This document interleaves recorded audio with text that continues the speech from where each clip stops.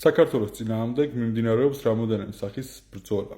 Ერთ-ერთი ბრძოლა არის საქართველოს ქართველების გარეშე და ჩვენი ქვეყნის და ერის მტრების მინიმალური მიზანიც გახლავთ, რომ ეთნიკურ უმცირესობაში ვიყოთ თავად ქართველები საქართველოში. გარკვეულწილად ეხლა ეს ყოველივეც მოახერხეს, იმიტომ რომ ჩვენ კარგავთ ხედავთ ქუჩაში გახვიდეთ, სულ ყველაფერს დავიდავალებოთ, გადავსებულია ინდოელებით, პაკისტანელებით, არაბებით, რუსებით, უკრაინელებით, მოკლედ ყველა ეროვნებიდან და ქვეყნიდან ჩამოდიან აქ და მოდი პირდაპირ ვთქვათ, სახლდებიან რა. ერთ-ერთი გამპრავლებლები მაგის მოვისმინე ვიდეო და ის ხალხი აქ სასწავლებლად ჩამოდის, გასაგებად სასწავლებლად ჩამოდის. ჯერ რა განათლების დონე და სისტემა ჩვენ გვაქვს, რომ ვიღაცას ჯობივართ. ხო, ნეტა მართლა ვჯობდეთ ვიღაცებს, კი არა, თელ მსოფლიოს ჯობდეთ მაგაშიც.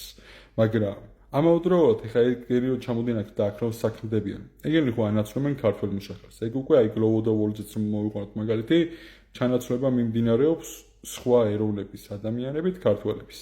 ანუ აქ სამუშაო პირობებს ხედენ გაცლიან. შემოსავალს გაცლიან. ამავდროულად ეს ხალხი აკიდრობს მიწებს. სახლდებიან, არაბული დასახლებები აქვს მენია, ჩინური დასახლებები აქვს მენია, არ გინახიათ მე თქვენ თუ არ გინახიათ მე წაგიყო და მე განახეთ. რამდენი ძინათ იმდენი ადგილას ვიცი უკვე. ხო და ეს არის ფართო მასშტაბიანი ბრძოლა საქართველოს წინააღმდეგ რა.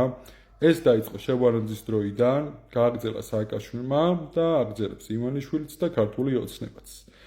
მოკლედ რომ ვთქვათ, რაც უნდა ამაზე ხმა ამოვიღოთ, თავარი არის რომ აი ხელისუფლების კეთილი ნება იყოს, თორე კანონი გვაქვს მაგის შესაბამისად თუ არა დაწერენ, რა უნდა ეხა კანონის დაწერას, მით უმეტეს საკონსტიტუციო უმრავლესობით ჩემთვის ყველა ერთია ეხა იქ რა.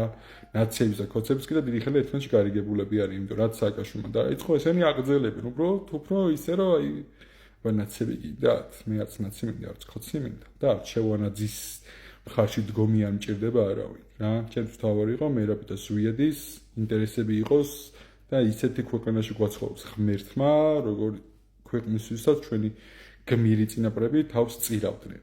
და აი ერთ-ერთი კიდე ამათი გამპრობებელი ის იყო, რომ აბა ინვესტიციები რო შემოდის, არ უნდა აშენდეს ქვეყანა. კი ბატონო, ქვეყანა უნდა აშენდეს, ინვესტიციებიც უნდა იყოს ქვეყანაში, მაგრამ ზედმეტი გარიგება არ უნდა დაიდოს. კაბალური ხელშეკრულებით ეგრე წოდებული რა. იმიტომ რომ ერთია რომ ეხა მოდი მაგალითის სახით რა თქვენ რომ ხოდეთ რამოდენიმე მილიონი ან მილიარდი ღმერთმა ყველა ქართულს უფრო მეტი მისცეს, უბრალოდ მაგალითის სახით მოყავს.